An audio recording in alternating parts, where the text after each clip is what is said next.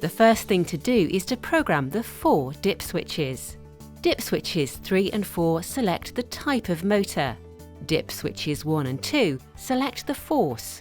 For S.p.A motors, for example, set dip switch 4 to on and dip switch 3 to off.